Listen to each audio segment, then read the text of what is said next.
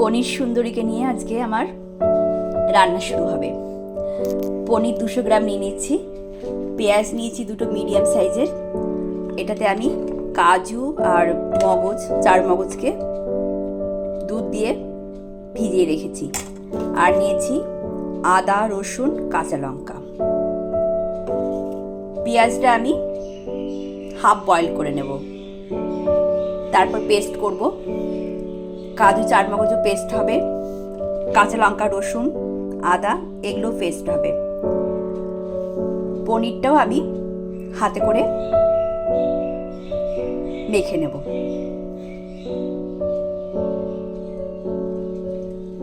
এর সঙ্গে আমি একটু 1 টেবিল স্পুন নেই, একটু অল্প কমই আছে এটাতে, ময়দা মিশিয়ে নিলাম, অল্প একটু সুগার ডাস্ট,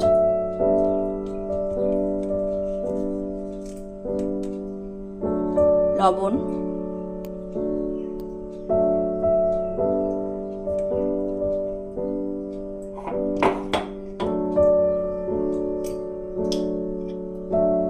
আর একটু ঘি দিচ্ছি এর মধ্যে। আমি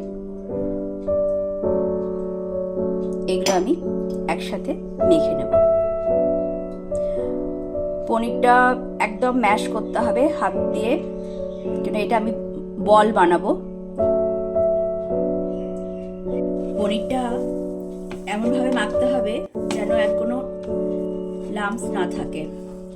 একদম পুরো মেখেছি, একদম ম্যাশ হয়ে গেছে পনিরটা রেডি হয়ে গেছে। এটাকে আমি এবারে ছোট আর বড় দুটো ভাগে ভাগ করে নেব। দুটো ভাগে ভাগ করে নিয়েছি, একটা একটু বড় রেখেছি আর একটা একটু ছোট। এবার ছোটটার মধ্যে আমি একটু ফুড কালার মিশিয়ে নেব।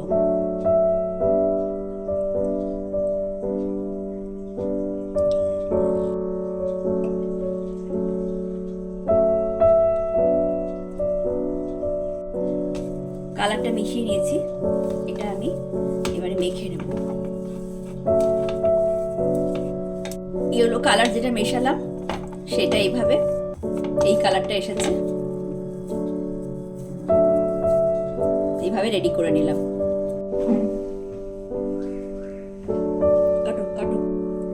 মন্ড থেকে আমি সাদা যেটা রেখেছিলাম সেটা একটু বড় করেছি, আর কালার যেটা সেটা একটু ছোট করে মন্ডটা বানিয়ে নিয়েছি গোল গোল। এরপরে আমি এটা ভালো করে গোল করে নেব, করে এটা আস্তে আস্তে বাটির আকারে পাতলা করব।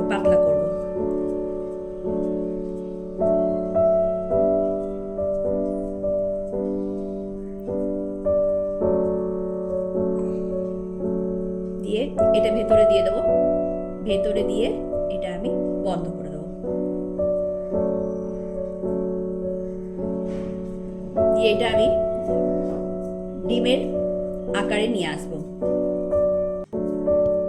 এই যে ভেতরে রয়ে গেল রঙিন বলটা, আর এটা হচ্ছে উপরটা পুরো সাদা। এটাকে আমি আস্তে আস্তে এবারে ডিমের শেপ দিয়ে বানিয়ে নেব। ডিমের আকারে আমি সবকটা বানিয়ে ফেলেছি। এগুলো আমি এবারে ডিপ ফ্রাই করব। সাদা তেল নিয়ে নিয়েছি, তার সাথে আমি একটু ঘি মেশাবো। গরম হলে এগুলো আমি বলগুলো যে বানিয়ে রেখেছি সেগুলো আমি ডিপ ফ্রাই করব। তেলটি গরম হয়ে গেছে, এবার আমি একটা একটা করে বল ছাড়তে থাকবো।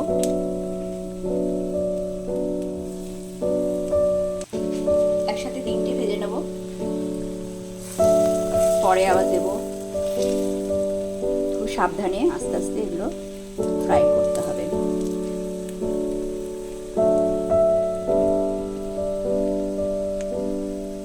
ভাজা হয়ে এসছে, দুদিকটা আমি ভেজে নিলাম লাল করে।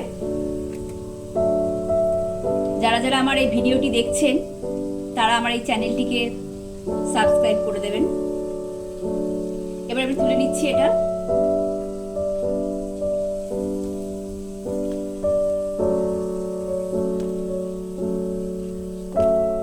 বাকিটাও ভেজে নেব। ভাজা হয়ে গেলে এরপরে আস্তে আস্তে ছুরির সাহায্যে, আপনারা সুতো দিয়েও কাটতে পারেন, সুতো দিয়েও খুব সুন্দর কাটা যায়, তো আমি এখানে ছুরি ব্যবহার করেছি। আস্তে আস্তে এটা আমি মাঝখান থেকে কেটে নেব।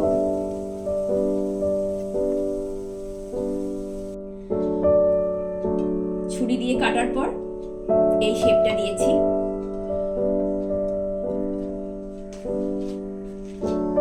যেটাতে বলগুলো ডিপ ফ্রাই করলাম ওটাতে আমি রান্নাটা করব। দারচিনি দিয়ে দিলাম,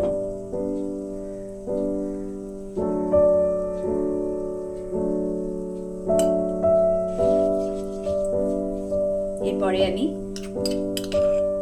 যে পেঁয়াজটা হাফ বয়েল করে রেখেছিলাম সেটা পেস্ট করে রেখেছি সেটা দিয়ে দিচ্ছি। পেঁয়াজটা দিলাম,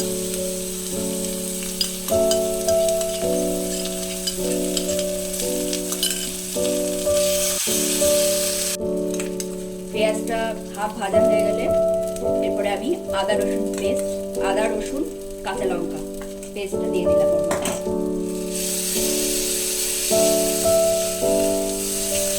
মশলাটা ভাজা হয়ে গেছে। এরপরে যে আমি কাজু চারমগজ বাটাটা রেডি করে রেখেছিলাম, দুধ দিয়ে ভেজানো ছিল, সেটা আমি ভালো করে পেস্ট করে নিয়েছি।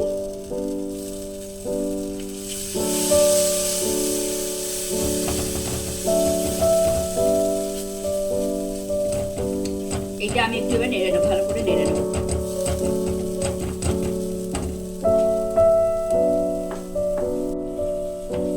এটা মশলাটা রেডি হয়ে গেছে।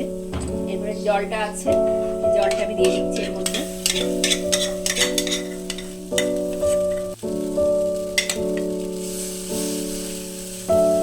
জল ঠিক নয়, এটা দুধটাই ছিল, যে কাজু আর কিশমিশের যে পেস্টটা, সেই দুধটা। এবারে আমি এখানে একটু সল্ট দেব, লবণ দেব,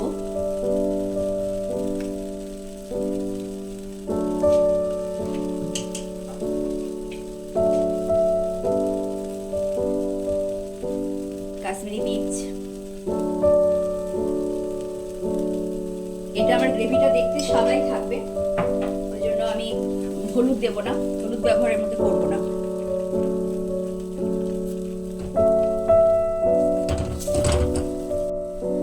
অল্প একটু চিনি দেব। এটা রুটির সাথে বেশি ভালো লাগবে খেতে। আর আপনারা যেভাবে মানে যেরকম চাইবেন গ্রেভিটা, সেই রকম ভাবে এটা তৈরি করবেন। আমি এর মধ্যে একটু জল দেব।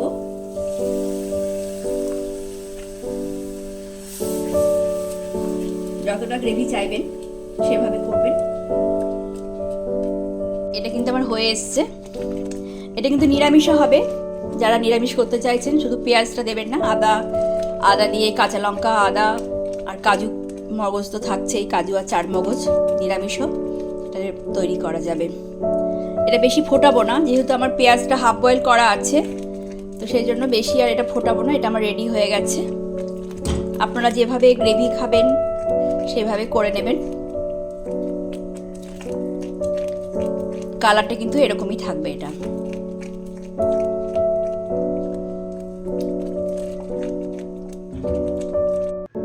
একটা প্লেটের মধ্যে গ্রেভিটা ঢেলে নিলাম। ঢেলে নিয়ে ওর মধ্যে আমি যে বলগুলো বানিয়েছিলাম সেটা সাজিয়ে দিয়েছি। এইভাবে সার্ভ করতে হবে, নাহলে কিন্তু আপনার যে শেপের যে বলগুলো বানালাম, যে ইয়েলো কালার হোয়াইটে সুন্দর দেখতে লাগছে সাদা হলুদে, সেটা ঢাকা পড়ে যাবে। আপনি খাবার সময় যেমন খুশি খেতে পারেন। অসাধারণ খাবার এটা। এটা আমার অনেক দিনের রান্না, এমনকি নিজস্ব রান্না বলতে পারেন।